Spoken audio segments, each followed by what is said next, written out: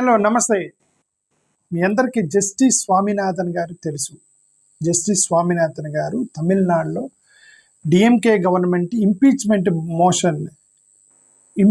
Motion కోసం పార్లమెంట్లో move చేశారు ఇండియా బ్లాక్ వాళ్ళు.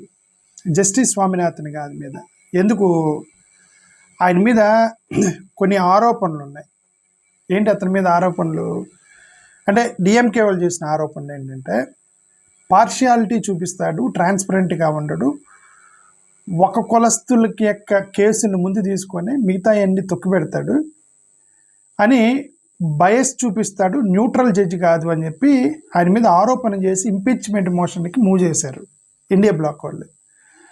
ఈయన ఒక పెద్ద మాట అన్నాడు. దాని ముందు ఆయన యొక్క చరిత్ర చెప్తున్నా. ఆయన ఎవరు అనేది, ఈయన జడ్జి అని ఆయన రాస్కెల్స్ అనే పదం వాడాడనమాట. ఆ కాంటెక్స్ట్కి వెళ్ళబోయే ముందు ఆయన ఏంటనే చెప్తాను. ఆయన మీద వచ్చిన ఆరోపణలు, ఒకటి పార్షియాలిటీ చూపిస్తున్నాడని. ఒకరి మీద పార్షియాలిటీ చూపిస్తున్నారా అని ఏడుస్తున్నారు అంటే అర్థం ఇంకొకరు ఫేవరెటిజానికి గురవుతున్నారు. ఒకరు పార్షియాలిటీకి గురవుతున్నారంటే అర్థం ఇంకొకరు ఫేవరెటిజాన్ని ఎంజాయ్ చేస్తున్నారని అర్థం. అంతే కదా. పార్షియాలిటీ అంటే ఏంటి? ఈయన మీద వివక్ష చూపిస్తున్నావు అని అంటే వాడి మీద ఫేవరెటిజం చూపిస్తున్నావు అని అర్థం. అంతే కదా. ఈ 2 పాయింట్లు రాస్తారు ఇండియా బ్లాక్ వాళ్ళు. కొన్ని కేసులను తొక్కిపెడుతున్నాడు, కొంతమందికి ఫేవరెటిజం చూపిస్తున్నాడు, వాళ్ళకి తెలిసిన అడ్వకేట్లని, వాళ్ళ కులస్తులైన అడ్వకేట్లని ఆయన ఫేవరెటిజం చూపిస్తున్నాడు అనేది ఆయన మీద ఆరోపణ. ఐడియాలజికల్గా ఆయన జడ్జిమెంట్లు ఇచ్చేటప్పుడు ఐడియాలజికల్గా రాజ్యాంగం మీద జడ్జిమెంట్లు ఇవ్వట్లేదు, ఐడియాలజికల్గా బేస్ చేసుకొని జడ్జిమెంట్లు ఇస్తున్నాడు. అందుకని ఇంపీచ్మెంట్ మోషన్ మేము మూవ్ చేస్తున్నాం పార్లమెంట్లో అని చెప్పి ఇండియా బ్లాక్ వాళ్ళు అతని మీద చేసినటువంటి ఆరోపణ. ఐడియాలజికలీ స్క్యూడ్ జడ్జిమెంట్లు ఇస్తున్నాడట. రాజ్యాంగం ప్రకారం జడ్జిమెంట్లు ఇవ్వకుండా వాళ్ళు అనుకున్న ప్రకారం జడ్జిమెంట్లు ఇస్తున్నారు, వాళ్ళ ఐడియాలజీ ప్రకారం ఇస్తున్నారు అనేది ఆరోపణ. 4వది సెక్యులర్ ప్రిన్సిపల్ అనేది కాన్స్టిట్యూషన్లో మన సెక్యులర్ ప్రిన్సిపల్ అనేది ఒకటి ఉంది. సెక్యులర్గా ఉండాలి, జడ్జిలు అనేవాళ్ళు సెక్యులర్గా ఉండాలి. మత విశ్వాసాలు ఏమైనా ఉంటే అది మనం ప్రైవేట్గా ఉంచాలి తప్ప పబ్లిక్లోకి వచ్చిన తర్వాత జడ్జిలు ఎప్పుడు కూడా న్యూట్రల్గా ఉండాలి, సెక్యులర్గా ఉండాలి. కానీ ఆయన బహిరంగంగా ఆయన రిలీజియస్ ఫేవరెటిజం మీద చూపిస్తున్నాడు. ఈ 4 పాయింట్లు రాసి ఇంపీచ్మెంట్ మోషన్ మీద పెట్టారని డిఎంకే వాళ్ళు ఈయన మీద. ఎవరి మీద? జస్టిస్ స్వామినాథన్ మీద. ఇప్పుడు ఆయన ఒక పెద్ద కాంట్రవర్సీ చేశాడు. ఆయన ఏంటంటే జస్టిస్ జిఆర్ స్వామినాథన్ ఏదో ఒక స్పిరిచువల్ మీటింగ్కి ఆయన్ని పిలిస్తే ఆ మీటింగ్లో మాట్లాడతా ఈ మాట అన్నాడు. ఏమని?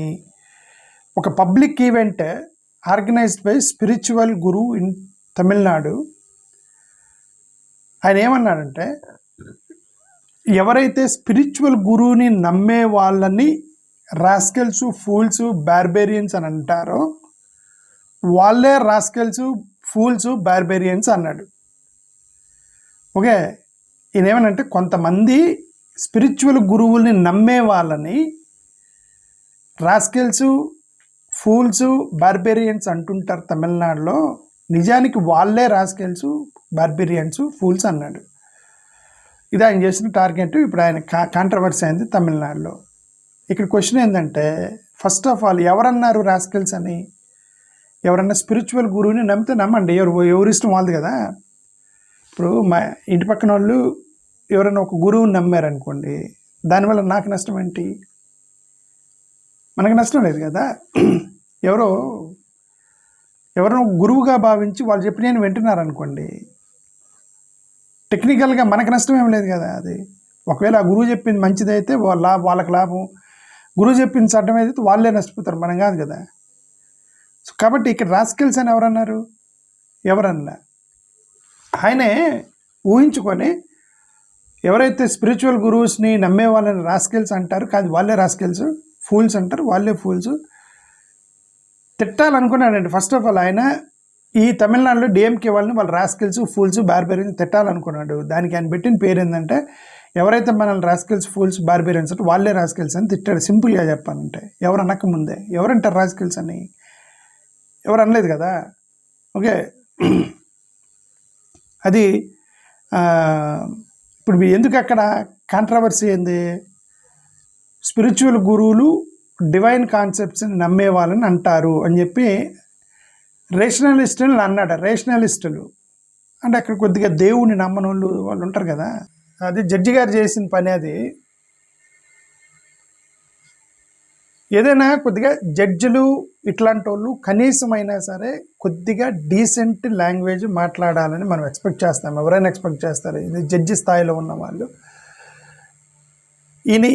ఇలాంటి లాంగ్వేజ్ వాడాడంటేనే ఫూల్స్, రాస్కెల్స్, బార్బేరియన్స్ ఇలా లాంగ్వేజ్ వాడాడు అని అంటేనే ఆయన అంత డీప్గా ఇన్వాల్వ్మెంట్ అయిపోయాడు అనేది మనం అర్థం చేసుకోవచ్చు. ఐడియాలజికల్ డిఫరెన్స్ ఏముందంటే ఏది మంచిది అంటారు. ఇది ఏది మంచిది అంటే ఒకటేనండి. ఇప్పుడు ఒక చైర్ ఆడతారు కదా, సర్కిల్ కుర్చీ ఆట ఆడతారు కదా. ఈ కుర్చీ ఆట ఆడేటప్పుడు ఒకడు మిగిలిపోతాడు. ఒకడు మిగిలిపోయినాడు అవుట్ అవుతుంటాడు కదా. 10 మందితో కుర్చీ ఆట ఆడేటప్పుడు 9 కుర్చీలు వేసి ఎవరు ముందు కూర్చుంటే వాళ్ళు మిగిలిపోయినాడు అవుట్ అయినట్టు కదా కుర్చీల ఆట. ఆ కుర్చీ ఆటలో ప్రతిసారి కుంటోళ్ళు అవుట్ అవుతూ ఉంటారు. ఎందుకు అతను పరిగెత్తలేడు కదా.